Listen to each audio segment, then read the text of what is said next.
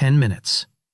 That gap is wide enough to drive home, wait for the neighborhood to go silent, change clothes, drive back, park outside camera range, walk to a house you know better than anyone on earth, and be back in your own bed before sunrise.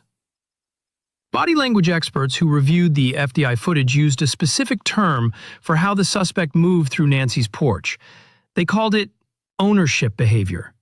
The suspect does not search for the camera. He walks directly to it. He does not hesitate at the door. He knows the layout of the porch, the position of the potted plant he uses to cover the lens. He reaches out and taps the camera. Twice. Casual, rhythmic, like someone checking a piece of furniture they walk past every day.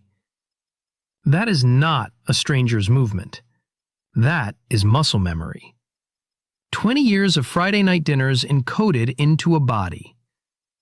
Now think about what the person who planned this crime would need to know.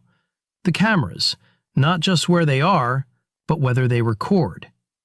Nancy's Nest system did not have an active cloud subscription. The cameras could detect motion and send alerts, but they were not recording continuous footage.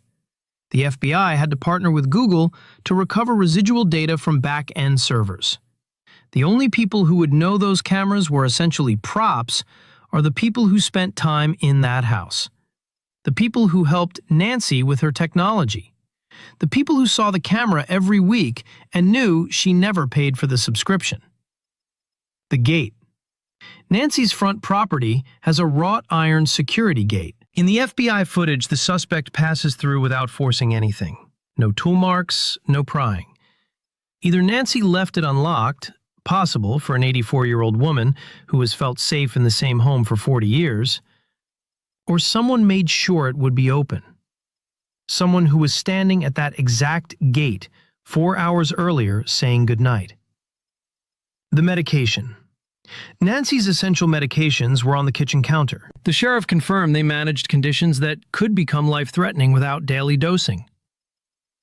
41 minutes inside the house. Neither person took them. If this was a ransom operation, the medication is the most important item in the house. A dead hostage is worth nothing.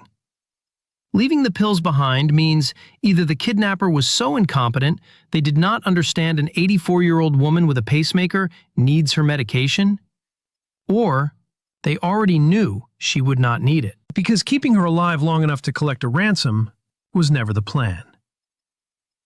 The timing. Nancy was taken on the exact weekend Savannah Guthrie was scheduled to travel internationally for NBC's coverage of